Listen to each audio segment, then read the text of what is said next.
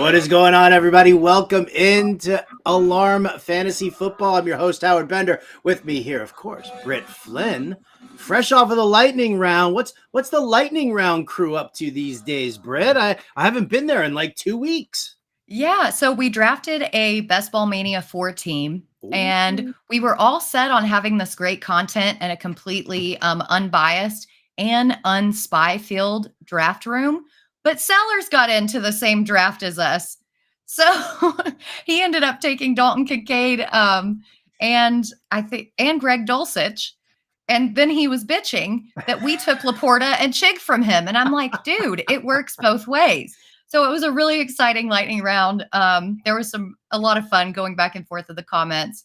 Hopefully we'll both win and, in one way or the other, and we can have double pizza parties for everybody. With extra toppings on those pizzas, no doubt. No doubt.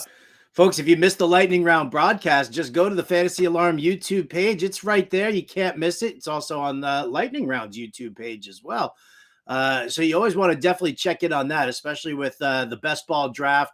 All the underdog stuff that we've got, over at Fantasy Alarm. I mean, we give you the weekly prop picks that the daily prop picks for baseball right now. We're going to be diving fresh into all of that for the NFL as that goes on. So definitely jump in here now. It just makes sense. It just makes sense. You want to stay prepared. If you guys are going to the Fantasy Football Expo, make sure that you look us up, and because we might have a little something going on with Underdog at the Fantasy Football Expo. But I said too much.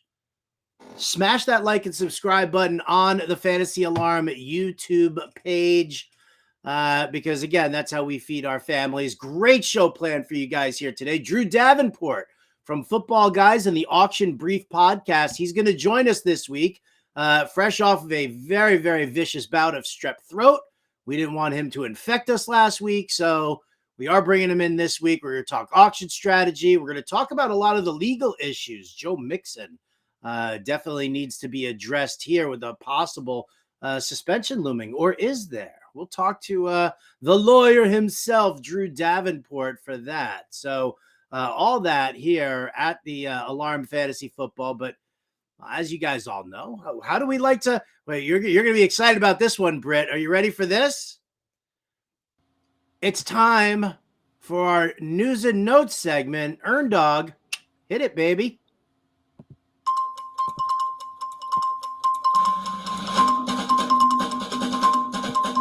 Something I can dance to. I love this.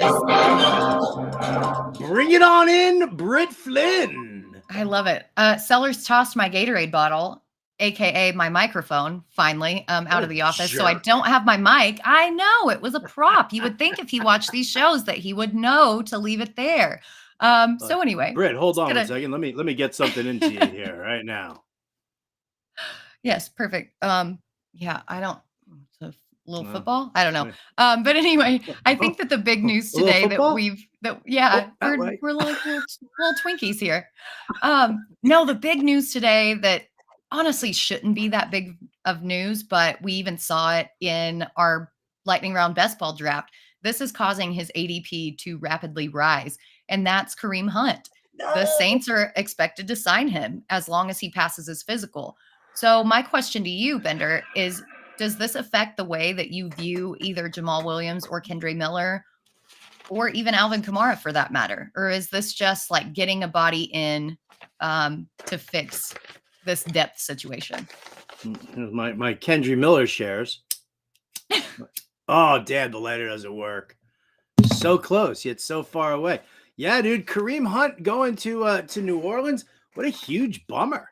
Huge bummer. Sellers, we know you're sorry that you threw away her microphone, but you know what? You'll make it up to her. I'll tell you what. Why don't you do us all a favor here, Sellers, and I don't know, take your lady to a Lana Del Rey show or something like that later on. Make that promise to me, and we're even Steven on the whole I threw away her microphone prop. Britt, I don't like it. Do you like it? I don't really. I mean, it shouldn't move the needle completely, but it just causes so much more uncertainty in that backfield that we already had. Those first 3 games, he's probably going to be used as a pass catcher. But when Kamara comes back, last year he was used as a between the tackles guy when he really isn't a between the tackles guy. So are they going to continue to use him for that? Are they going to put him back in the pass catching role? Are either Williams or Miller going to get that center role? Or is it just going to be like completely foobarred? I don't know. And I don't like it. It's kind of foobarred, actually. I mean, you figure this, right? Because Kareem Hunt and Alvin Kamara at this point in time, and I see Skinny McKinney in the chat there, unnecessary signing. He's a diehard Saints fan, so he knows, as well as the rest of us. But like, to me, Kareem Hunt and Alvin Kamara are the same type of running back. They are the same guy, and maybe that's why you've got Kareem Hunt. Who knows? Maybe if Kareem Hunt looks really good in those first 3 weeks, that they have the opportunity to trade him. Somebody else, piques some interest. But yeah, I mean, I don't feel like, if you've got Kendry Miller in there, who's, supposed to be your running back of the future, you use Jamal Williams in the between the tackles, and then Kareem Hunt / Alvin Kamara goes, stays in that kind of pass catching role that they usually have them slotted in. This is, it just went from bad to worse already. Yeah. And as far as trade bait, we should already know by the state of the running back position within the NFL that trade bait for a running back is not going to work. If you can't sign these guys in free agency, like, what are you going to get? A bag of soggy popcorn and a dirty sock, maybe? Like, I don't see that you get like a huge return on trading a running back, even if he does have a good season, because likely there's still going to be running backs floating out in free agency that you can get for nothing. So it's super puzzling to me, and I don't like it. I kind of want to know who hurt you that soggy popcorn and a dirty sock were the first things that you went to. You know how many festivals I've been to, Bender? You know how many wooks I've dealt with? Oh, yeah. That is the worst. I'm with you. All right. Well, listen, this is something that we're going to have to take a look at. I don't think Kareem Hunt's ADP should be shooting up, up draft boards, unless the Saints turn around and they say that there's something else going on with Alvin Kamara, which I don't think they are. They took the 3-game suspension. I probably feel lucky about it. And maybe this is just them keeping themselves covered for the first 3 weeks of the season. But for those of you who are going to sit there and, and grab Kareem Hunt in drafts, just understand this is likely to be a very, very short-term use. It's not going to be big. Yeah, I'm totally with you there. So let's move on. I'm tired of talking about this dirty sock situation. Kareem Hunt, the dirty sock. That's it. That's the tweet, people. Kareem Hunt equals dirty sock. He's messing up all of your laundry. So Rashee Rice was seen limping off the field with a trainer today at Chiefs practice. With as much hype as he's been getting throughout training camp, and with the news that Kadarius Toney should be ready for week 1, are you a little bit concerned about him? I know you have a lot of shares in particular of Rashee Rice. Does this injury, concern you a little bit? No, not at all. Not at all. It doesn't sound like, first of all, he was seen limping off the field. If it were a high ankle sprain, he would have needed to be helped off the field. So that's comfort factor number 1. Number 2, he and Kadarius Toney play a totally different style of game. Rashee Rice stretches the field, gets up for contested catches, works the defensive backs with his speed. That's, everybody who's, complaining about the diminishing ADOT for Patrick Mahomes. Rashee Rice is actually an option that can help fix that problem much better, with better consistency than MVS really has that style.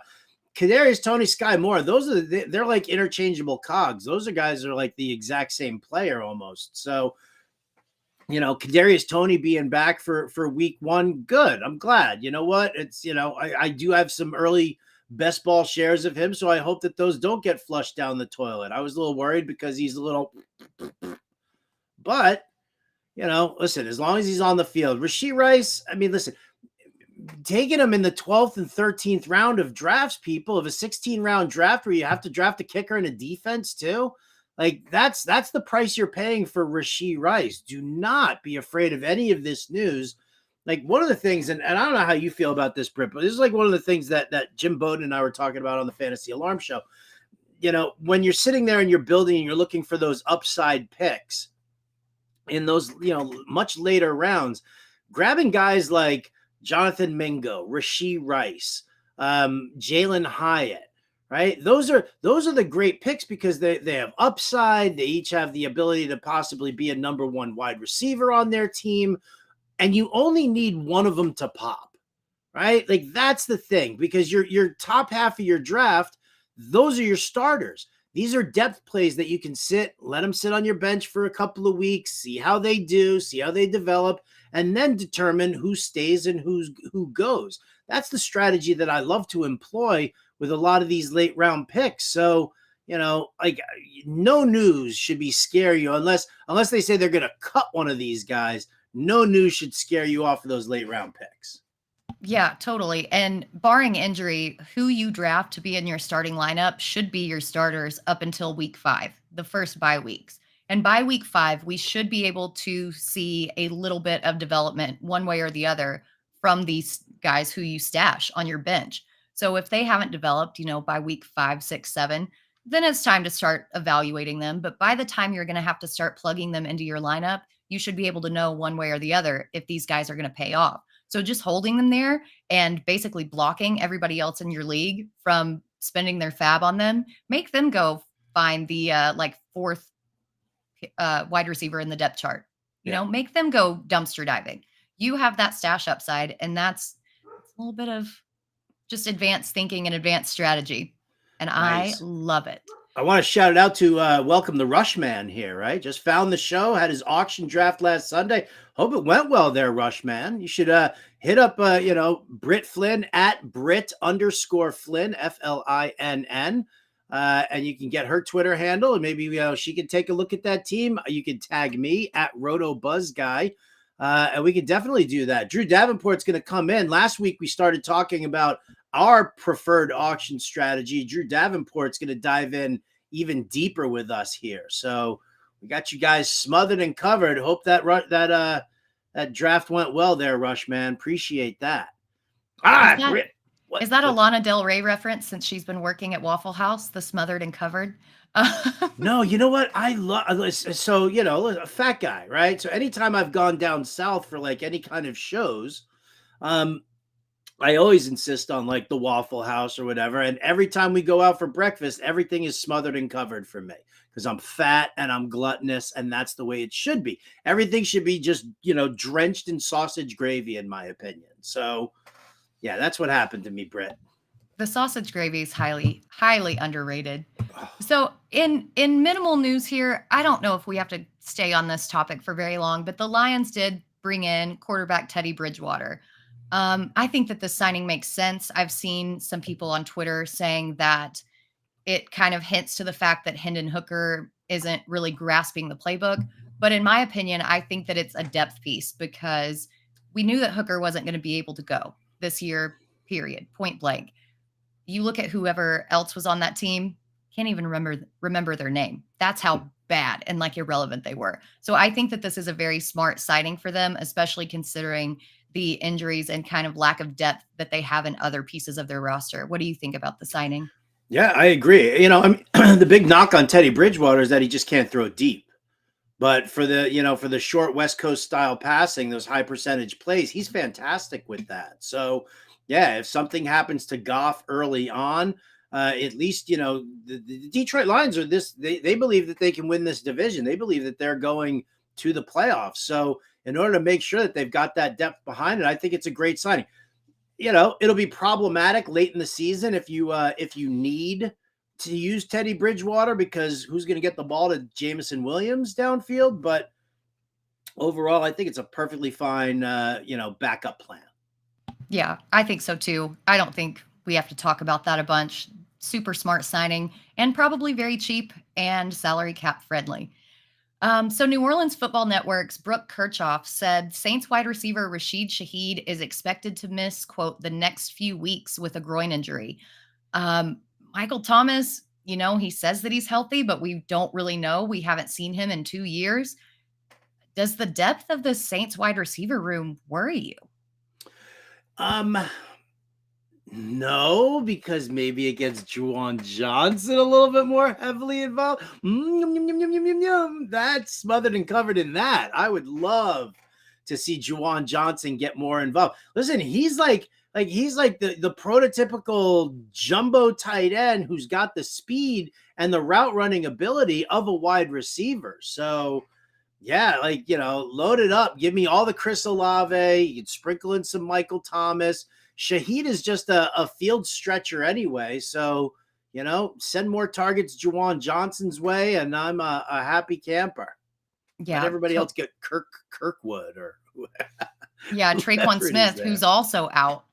Yeah. I actually think that like Marquez Callaway and Lil Jordan Humphrey went to the Denver Broncos. So they don't even have a lot of their late round supporting cast. The Saints head coach Dennis Allen also said that the starters will play in the preseason opener against the Chiefs. I think that that'll give us a very good idea about what we were talking about earlier, how they intend to use Kareem Hunt, Alvin Kamara, Jamal Williams, Kendre Miller. We'll get to see a little bit of that, albeit just a glimpse. Anything from that game that you're looking to take away from it? Nah. Well, now it's all about seeing what Juwan Johnson does in this first preseason game. Is he more inclined to catch some passes? How are they going to get everything up and moving over there? So I love it, baby. I love it. And the crowd goes wild. And the crowd goes wild. All right, let's since we're gonna probably move through, and we've got a couple more popcorn headlines that we got to deal with. Let's change gears now. Let's get him in here. It's at Drew Davenport FF on the old Twitter machine. He is the host of the Auction Brief podcast. He is from footballguys.com. He's got Abbey Road in the background and just such a handsome look on his face right there. I like the ficus tree in the background too. That's a really nice touch there, Drew. Well done. Welcome to the show, baby. How are you?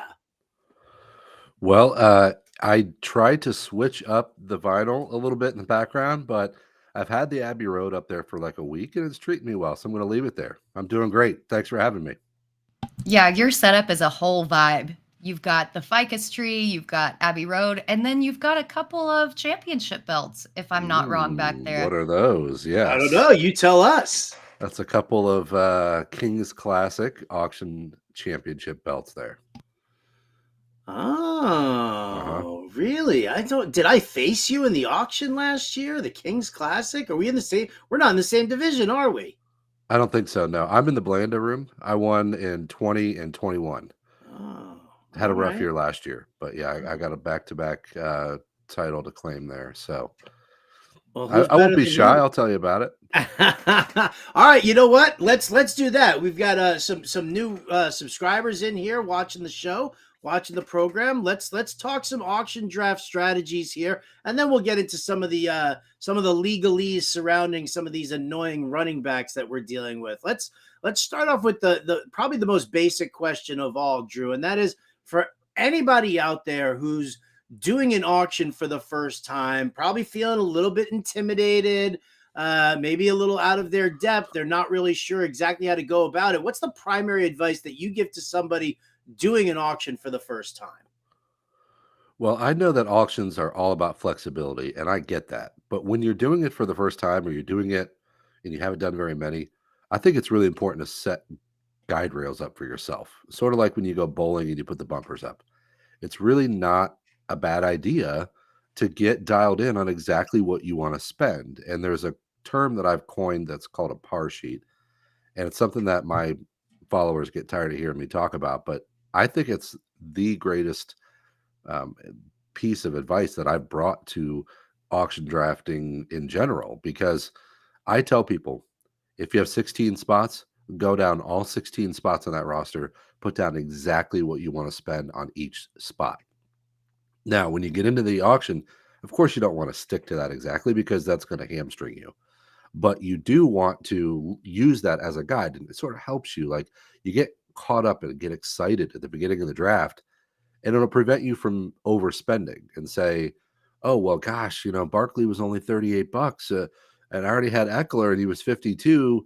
but I just thought I couldn't pass up Barkley because he was 38. Well, if you look at your par sheet and you realize that ahead of time you told yourself, I'm not going to spend more than X amount of dollars on these positions, then you know that even though there's a deal for Barkley sitting there staring you in the face, that you just can't bid. And so it really helps you to have exact numbers written down. And like I said, don't stick to them exactly. You don't want to do that. That is going to, make you struggle a little bit. But I think beginners need to have those guardrails in place. Yeah, I will speak from experience on this, doing my first auction last year and only having a day of prep because I got thrown into the Kings Classic auction. I decided very quickly, printed out the Fantasy Alarm cheat sheet, which does have auction values and is available on the site as part of the draft guide, fantasyalarm.com/draft. If you want the draft guide and the cheat. But printed that out, and honestly, it had everything that I needed. And I did exactly what you said to do, Drew. I went through and I was like, okay, where are these guys typically going in value? Am I willing to spend a little bit more or a little bit less on these guys? And it helped me so much. So that is, I think, one of the best pieces of advice that anybody new to auctions can take away from this. And if I could just add here too, that average auction values or finding a set of values that you like is really important for preparation. And then I say the other thing that people think is a little bit weird, but once you look at those values and you kind of have them in your head and you have a general idea of what they're going to go for, I tell people to don't bring those in the room, because that is also going to hamstring you. You're going to think, okay, well, this says that it should only go for this. But that's just a general rule because every room's different. So you're never going to go into a room and have it go exactly like somebody's value sheet says. Those value sheets are super important for preparation. I really believe that. I just think that they bother you when you're in a room because you're going to be like, oh my gosh, this guy's going for $3 cheaper than he should. And then all of a sudden you've stacked up a bunch of $8 players, or you think all these top players, they're going way cheaper than they should. And then you have three $46 players on your team and you go, whoops, I shouldn't have done that. So I leave those values aside, but having them ahead of time is crucial to preparation. Drew, what's your style in an auction room? I mean, everybody's got their own style and everybody's got their own way about them. But, going into an auction, especially if you're auctioning with people who don't know you very well, like it's a good time to sort of, I don't know, play a role, put on a different face, be a different person than from what you are normally in life.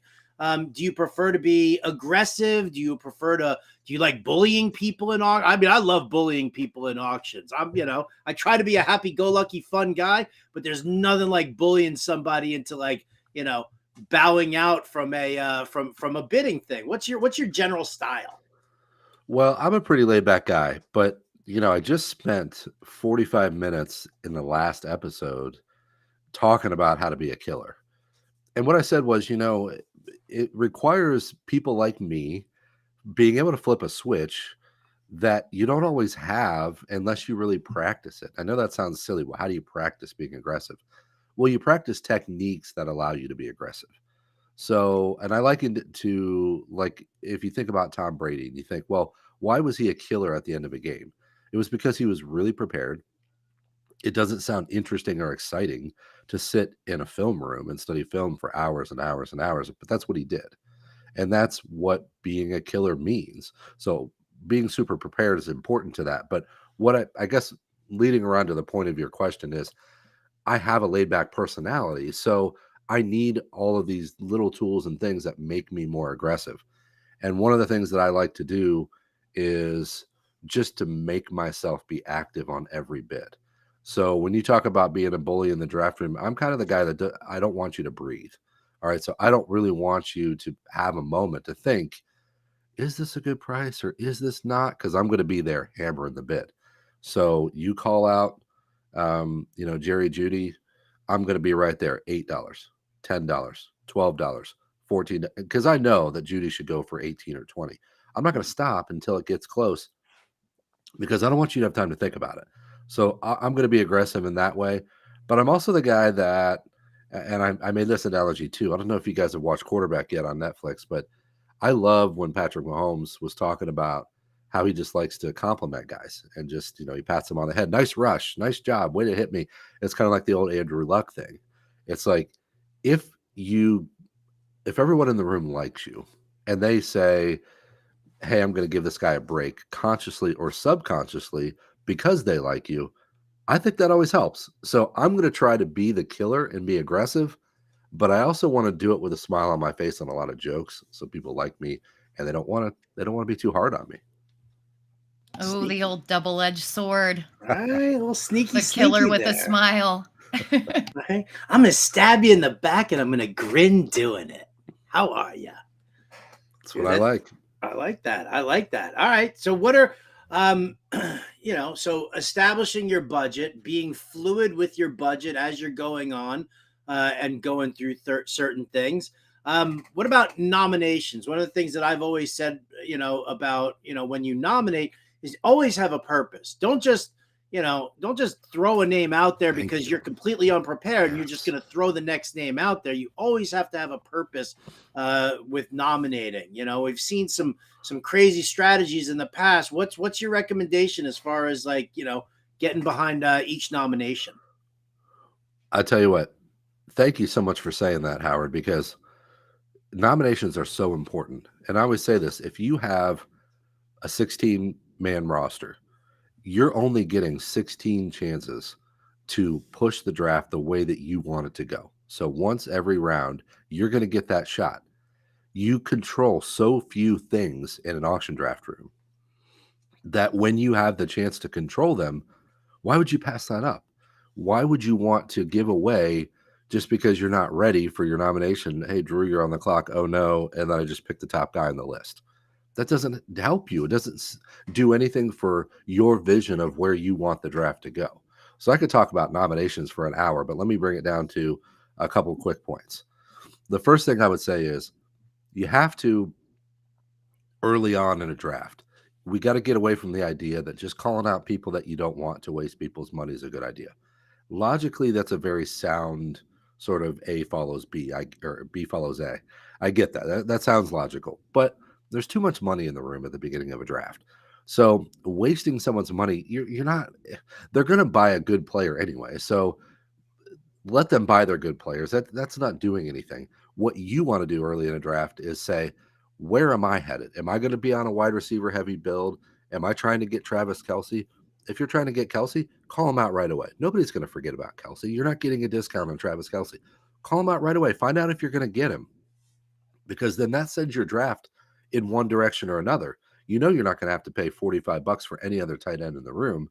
So find out if you're going to use it on him.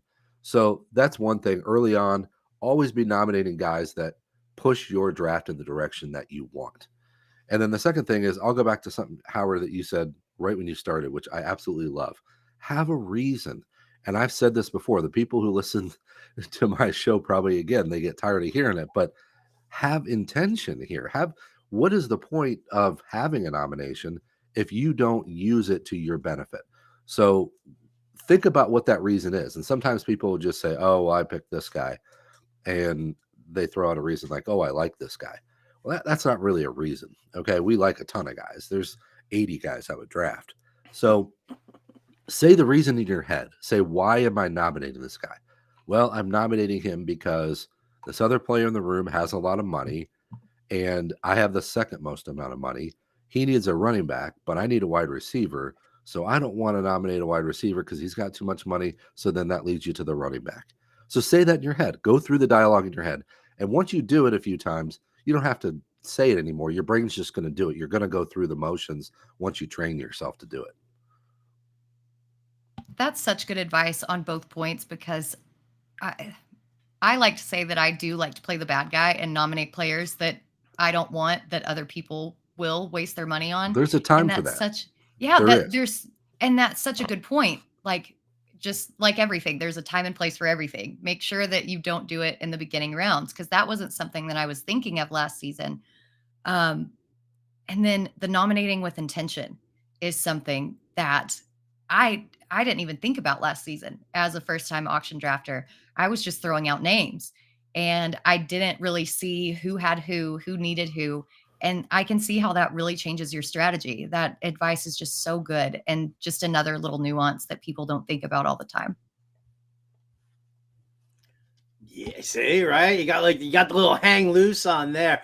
I was gonna actually ask you, Drew, like, what's the biggest mistake that you see people making in an auction, right? But Rushman in our chat room right now kind of threw that already out there.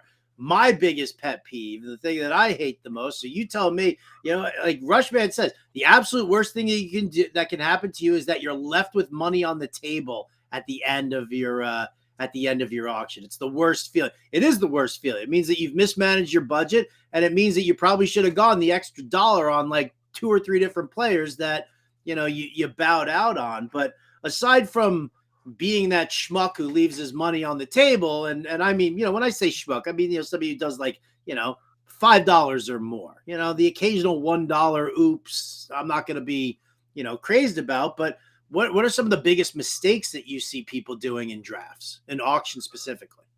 Well, somebody just put it up in the chat here. First of all, if I see you paying more than $1 for a kicker or defense, I'm going to get upset.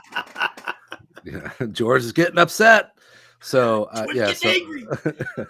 so yeah, that's one of them. But yeah, leaving money on the table, a couple bucks is one thing. But I did it the other night where I had like 7 wide receivers that I absolutely loved, and I came out of this auction.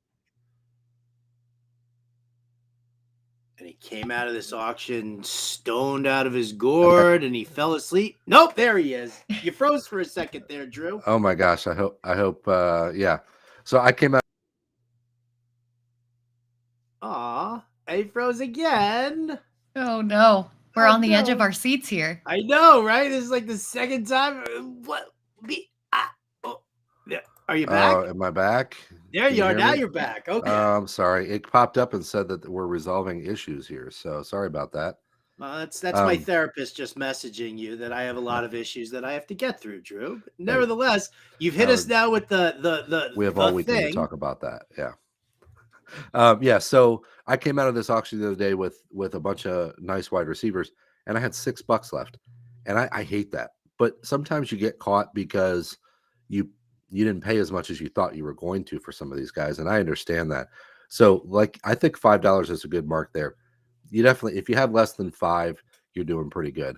But one of the other things that I talk about is, I think that probably a worse feeling than leaving money on the table is taking yourself out of the auction real early by just leaving yourself no flexibility.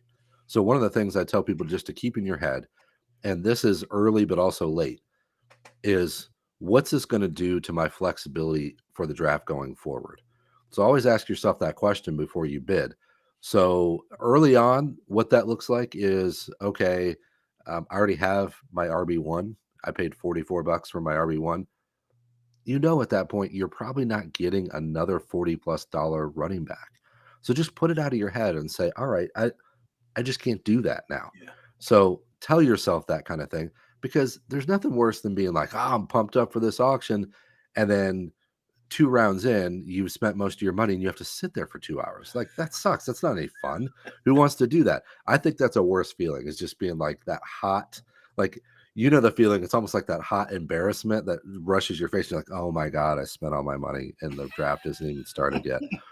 So I think that stinks. But at the end of the draft too, think about it like this. Like, when you have a certain number of roster spots and a certain amount of money left, you want to try to control the last part of the draft. Now, I've said before, you don't want to have the most money because there's not going to be enough guys to spend it on. But you want to be in the top 3 or 4 of the most money as you're getting near the end of the draft.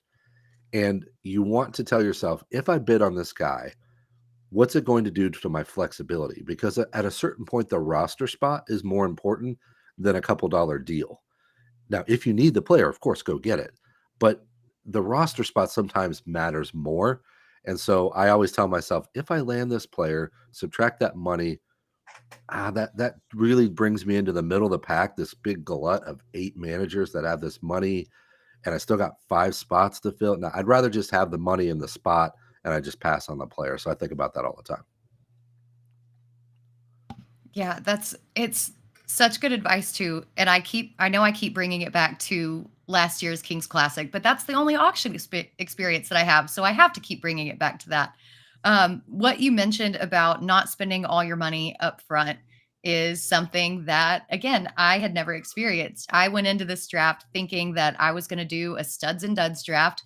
I was going to get a stud at every position, and pretty much it worked. I got Travis Kelce, got Josh Allen, but those were very pricey players. Those So are within the studly first players. 30, without the first 30 minutes of the draft, I'd filled out all my top 4 positions. Bob Lung called me out in front of everybody and he's like, "Hey, you only have this much money left." And I was like, "Yeah, I know. I'm waiting on the lower tiered players." But in between that top tier and that lower tier, I was just kind of sitting there and I was like, crap, I'd let all these players kind of escape from me because I was so gung ho on just getting a body to fill that spot. So definitely good advice there that I will not be doing in the future. Well, it's a good thing that you were sitting next to like the coolest guy in the auction there, Britt. So you had some entertainment to go along with the fact that you were sitting out. Jim Bowden did that also. I brought in Jim Bowden into his first fantasy auction, and that dude came out guns blazing and like dropped $40+ on a pair of running backs, and then started to attack the wide receiver position, and then like literally just sat there, looking at me going, am I just supposed to sit here now? Yeah, Jim, sorry. You just left yourself $4 per player to finish out another 12 rounds of auctioning. So yeah, you're just going to have to sit there. I mean, listen, poor budgeting is a huge issue. I mean, that's one of the main things that you have to, be able to adapt to. It's like trying to, you have your targets and you set your targets, right, Drew? And then from there, like you said, you get your targets, you go after the guys who you want, and then it's about finding the value that's happening in the draft. And that's actually that's kind of a it's kind of misleading because every year and every auction is different. But more often than not, like, how do you identify where that value is showing up in your auction? How quickly does it reveal itself so that when you are game planning on the fly, like, how comfortable are you early on being like, I know that I'm going to get value wide receivers, or I know I can get value backs late? Yeah, so springboarding off the last topic, I think this all ties together because you can get too caught up in like, hey, that's a pretty good price, and then you end up bidding. You're going to have to get comfortable with passing on some deals. It's going to happen. So just get comfortable with it and just say, I can't buy every deal that comes along. Every guy that comes in under the price I expected he was going to pay, you just can't do it. So you're just going to have to get comfortable with that. And I always say, just sit around and wait a little while. Watch what everyone's doing. There are plenty of players. You start to get nervous, like, oh man, we've got 8 top guys off the board in the first 9 picks, and you get nervous, like, I'm not going to get anybody. There are plenty of players. I promise you, there's plenty of players. Now, to your point, Howard, I call these points during a draft inflection points. All right. Now, my buddy admonishes me all the time that this is a math term.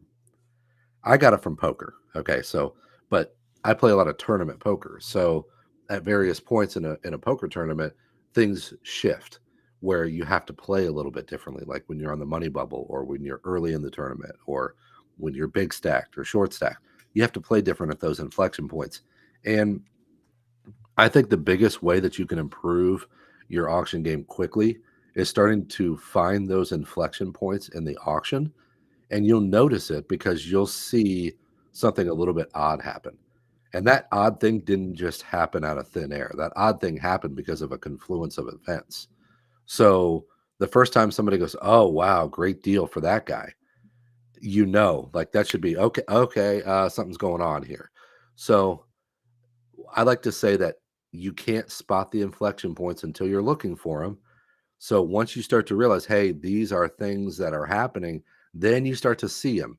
That first time, let's say, I think one of the first inflection points that you see is what I call the sitting down bonus. Okay. And people, again, I'm sure are tired of hearing me say this, but I love the analogy. There's an episode of Friends where Joey and Chandler are playing a made up card game called Cups. And Chandler tries to give him money and he says, oh my gosh, you got the sitting down bonus, and he pays him extra money. There is a sitting down bonus at almost every auction. And that's in the first 2 to 6 nominations. players are going to be cheaper than they should be. Everyone's a little laid back. They have all their money. They don't want to spend it right away. You can oftentimes get in and get a deal right away. Now, in really strong draft rooms like the Kings Classic, you might not see that as much, but in the more green draft rooms, you are going to see that. That's number one. But you'll notice that end when the prices start to hit that market value. Say, okay, the sitting down bonus has ended. That's inflection point one. And then inflection point two usually comes after the top guys. All of a sudden, people realize, hey, we don't have to nominate every single top guy on the board. We could nominate somebody else. So you find yourself in the middle of round two, and somebody calls out Dallas Goedert. And you say, all right, maybe things are shifting a little bit here, because people just realized, let's branch out and talk about some different players here. So, and then again, there's several during the draft that are going to happen, but you got to look for them. And like I said, if somebody makes a comment, great deal, or oh my gosh, nobody wanted to bid on that, there's a reason. It usually means the money's drying up, and hopefully you have some money and you're about to score some deals after somebody says that. So get your player out there. Stop wasting your nomination at that point to waste people's money. Get your guy out there and see if you get the deal. No doubt, no doubt. All right, well, since you brought poker into it, this gives us the perfect segue, because for those of you who are in attendance over at the Fantasy Football Expo this coming weekend, the three of us are going to be there. The three of us are also playing in the Football Guys Icebreaker Poker Tournament. We did this last year. Drew, before we start, finding out your little hidden poker secrets, you've got a hell of an announcement right now with a couple of spots that are still available in the poker tournament for this weekend. Can you let everybody know about the deal that you got going on? Yeah, thank you. I appreciate that, Howard. We are trying to raise some money for charity. So we held back 2 seats. There's 54 spots in the tournament. We held back 2 seats. We're pulling some money off the top of those original buy-ins anyway, $10 per seat. But then we said, let's pull 2 seats back, and as soon as it sells out, we're going to release those 2 seats, and people can bid on them, and it's for a great cause. So right now, I believe the seats are at $60 each is the highest bid right now. It just got going yesterday afternoon. But you can go on my Twitter account, Drew Davenport FF, and I just noticed on the bottom of the screen it has my old name. So it's Drew Davenport FF, and you can bid in just $5 increments. Just go bid 65 and see if it holds up. But we're donating 100% of the money from those 2 seats to charity on top of what we've already collected. So thank you. Appreciate that. I love that. At Drew Davenport FF on Twitter. Definitely give him a follow, first of all. If you don't, I'm coming for you. But also jump in. I mean, listen, this tournament, I was big stacked, like early on in the tournament. I just kept getting cards and nobody believed me, and yet I kept flipping them over. And then I couldn't let a hand go. And so I ended up on tilt for a little while, and I just pissed it all away. So you can bid on one of these seats and then be that person who puts me on tilt and takes my entire stack away from me. I'm trying to be that guy. No, you're not. Yeah, after last year, I'm trying to be that guy since you took all my money last year at my table. I took you out, didn't I? Yes, because we somehow got assigned at the same table. And so I end up sitting next to Howard Bender on the very first day, and he takes all my money. I was at your table too. It's random, I promise. I tried to put one bigger name analyst at each table, and then after that it was random. So we'll naughty list. I forgot about that. You know how good that feels, Drew? Remember, Drew, you're a poker guy, so when somebody recognizes you as the person that knocked them out of a tournament previously, or you took a bunch of their stuff. Like, how good does that make you feel? Are you guys getting me? I saw the little message pop up. Am I frozen? I'm good. No, you're good. Okay. Yeah, no, it does feel pretty good. I will say I have the same philosophy at the poker table that I do in an auction draft room. I want you to like me, and I want you to call me. I never want to get called. I don't care if I have 17 aces. I don't want you to call me because you're going to beat me somehow. You're going to suck out of me somehow. I actually, George Reed, I don't know if you know him from Twitter, but I knocked him out last year, and he has not stopped talking about it. And it is kind of funny. It's like I had ace king, he had queen jack, So I'm actually not that huge, big of a favorite there. I'm about 65-35 there. And I held, and I actually had some good luck as far as holding in those spots because I didn't get very many good cards. So the cards I got, I ended up holding in some big spots and allowed me to get deep. But it feels pretty good when somebody knows that you were their executioner. The thing is, like I said, I want people to be happy as they walk out the door, and I say thank you for your money. I appreciate it. I had a really great time sitting next to you. I don't want people to feel aggressive and coming back at me. Oh, not me. Here, Britt, here's a tissue that you can cry into now. There you go. I don't get mad. I just get even. Oh, I don't know if the random seat generator is going to put you guys next to each other this year. Yeah, put big, real massive quotes around that one, Drew. I promise it was random last year. I promise. No, I had a blast. I'm just teasing. Oh, it was so great. It was so great. And I can't wait. And that's the funny thing. Like I'm like flying in on Friday. The poker tournament, ladies and gentlemen, is it starts at, was it 12 p.m. or 1 p.m.? I think it's 1 p.m. Eastern that it starts over at the Fantasy Football Expo. You want to make sure that you that you get a spot in there. Saturday are all the drafts. Sunday is, booths and all sorts of fun and excitement there. My man Drew, he's so happy and he's so frozen in that one fell swoop right there. He is frozen, but can you imagine, a more perfect frozen picture? Because when I get frozen, I'm always making like a stank face or something. Like, my lips like all the way over here. That is a perfect frozen profile. Should we make some like funny faces so when he unfreezes and he sees us, he's like, what the hell just happened here? It's going to be like, what is happening? I'm like waiting for his like image to shake a little bit. Oh, no. Oh, Dog takes him out. Well, all right. If Drew gets his connection fixed back up, I just want to be able to say goodbye, let him promote everything that he's got going on. But again, dude, you got to give at Drew Davenport FF a follow on Twitter. And listen, if you guys are at the expo, if you girls are at the expo, if you things are at the expo, you best come and say hi to me and Britt. We're going to be hanging out, having a great time. We got a little Fantasy Alarm booth. We're both going to be drafting. We're both going to be doing all sorts of fun stuff for the company. And then also, you got Andrew Cooper, Colby Conway, Kevin Tompkins, Matt Deutsch, the better boss. He's going to be there as well. So we definitely don't want to miss out on anything there. It doesn't look like we're going to get Drew back here. But again, let me remind you guys, the Auction Brief podcast, it's a must listen. And I think the new episode drops on Thursday for the new Auction Brief. And the only reason I know exactly when it's going to drop is because I was on it. Right? Me and Drew having a blast the other day doing all that stuff, all that fantasy football stuff.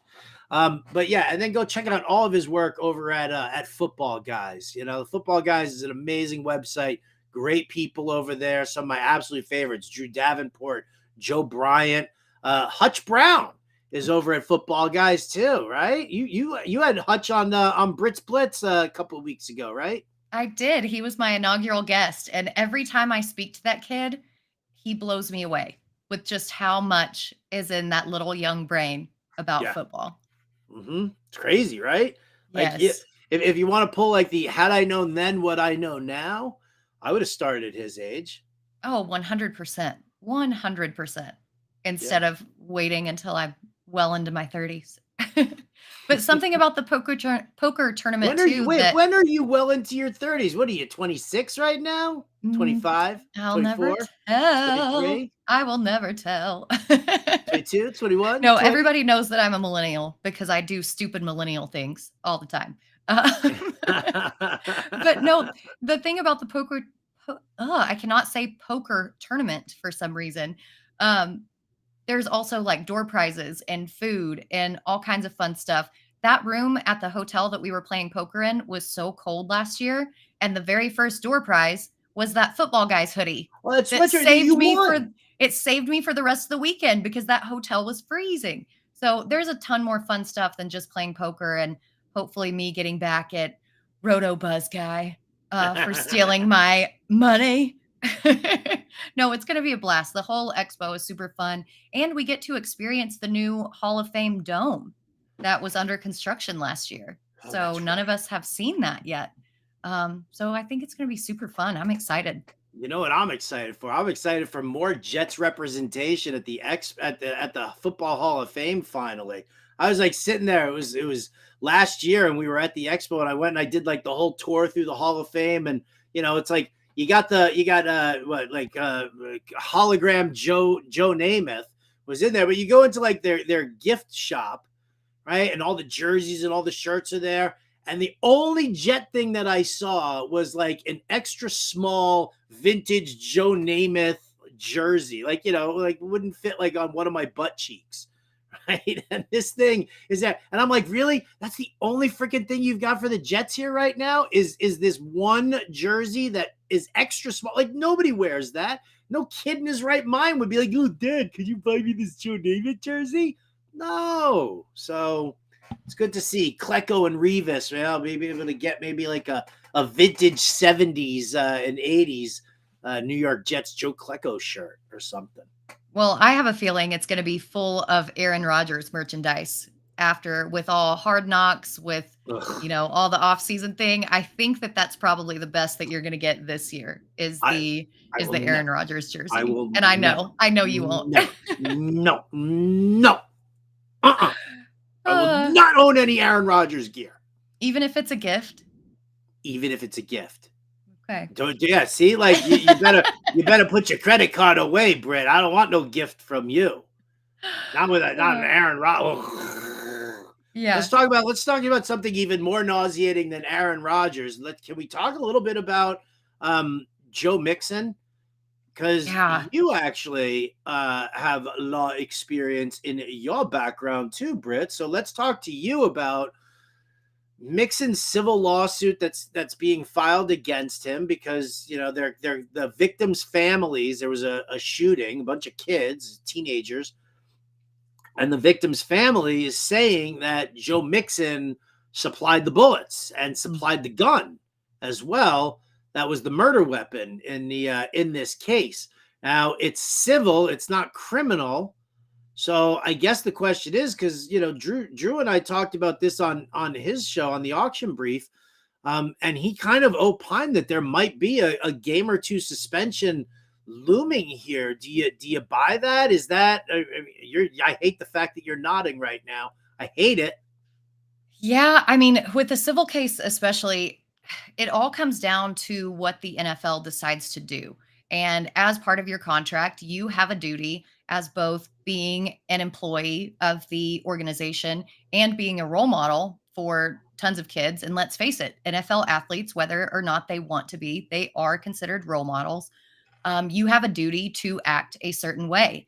Now, the spectrum of how you're supposed to act and the punishment. We've already talked about this ad nauseum on A Better Morning on this show a couple times about how inconsistent the NFL is in actually implementing punishments and handing those things down. But I still think with the general tone of firearms in this country, that providing bullets to children is quite frowned upon. If they can prove in their civil case, and again, the civil burden of proof where, well, Ernie just popped up. I thought he was going to say Drew was coming back and saving me. So I didn't have to talk about law stuff that I haven't talked about forever. But no, the burden of proof in a criminal case is beyond a reasonable doubt. The burden of proof in a civil case is what we call a preponderance of the evidence, meaning that it's 51 to 49. So even if they just show a little bit in the direction of the fact that Mixon provided those bullets, then he can be found liable for that. If he is in civil court, especially, the NFL is going to have to take a hard look at what he did. Did it violate the policy? And in my opinion, I think that it did, especially when you kind of look over to the side about the fact that he waved a gun in public in a road rage incident like a week or two before that went down. Those are just two really bad incidents that kind of fell on top of each other. And I think that he might face a suspension. What is that doing to you thought-wise on Joe Mixon? I mean, we were all kind of like, we know it's a heavy passing offense for the Bengals, and they like to use the pass to set up the run and just let Mixon, kill that clock in the second half.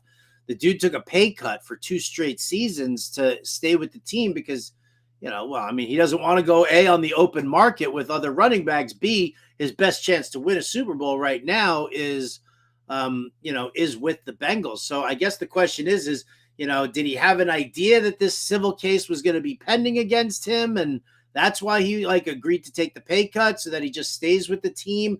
What's this doing to you as far as drafting him and at his ADP? Yeah, I think he had to have taken that legal situation into account when he chose to sign with them. We didn't talk about this earlier, but the NFL did implement new rules that you have to disclose certain legal incidents to teams when you sign with them. And if you don't, you can be punished. And they can punish you for events that happen if you're on the free agent market. So I think he might have been wondering, if this civil case verdict is handed down while I'm on the free agent market, is that going to play into the new rules? As far as ADP, I've seen him, he's up to RB 14 in our aggregate ADP rankings. It's fine, but it doesn't really move the needle for me as far as making me want to draft him. Now, Samaje Perine's gone, all of that, so he probably will have a heavy workload. But as far as his efficiency, I'm not biting on him right there.